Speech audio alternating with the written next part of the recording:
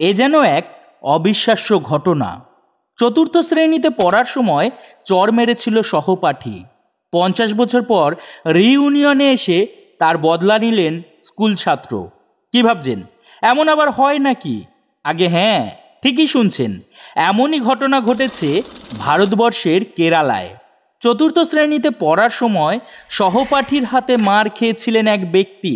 সম্প্রতি সেই স্কুলের এই পুরনো ছাত্রছাত্রীদের রিইউনিয়নের আয়োজন করা হয়েছিল। ঘটনাচক্রে সেই অনুষ্ঠানে হাজির হয়েছিলেন আক্রান্ত এবং হামলাকারী দুই সহপাঠী।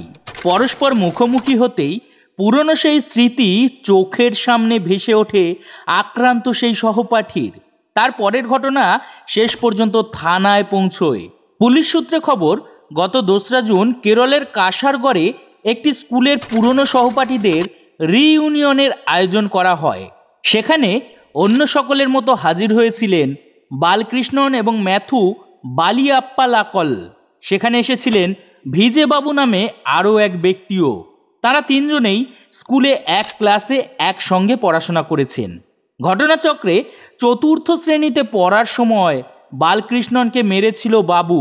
শৈশবকালে স্কুলে পড়ার সময় যে ঘটনা প্রায় স্বাভাবিক, কিন্তু তার রেশ যে 50 বছর পরেও থাকবে এমনটা বোধ হয় কারোর কল্পনাতেও আসবে না।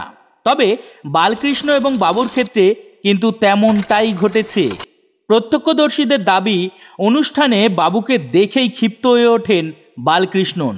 অভিযোগ, আচমকাই বাবুর উপর চড়াও হন তিনি। তাকে পাথর দিয়ে মুখে ঘাড়ে আঘাত করা হয়। 50 বছর আগের মারামারির সেই পুরনো রাগ পুষে রেখেছিলেন বালকৃষ্ণন। সেই রাগ 50 বছর পরে ঠিক একই কায়দায় উগরে দিলেন সহপাঠী বাবুর উপর।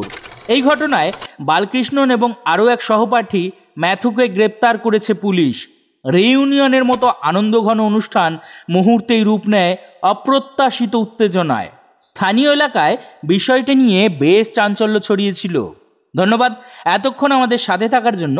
আমাদের ভিডিওগুলি যদি আপনাদের ভালো লাগে তবে অবশ্যই আমাদের পাশে থাকবেন।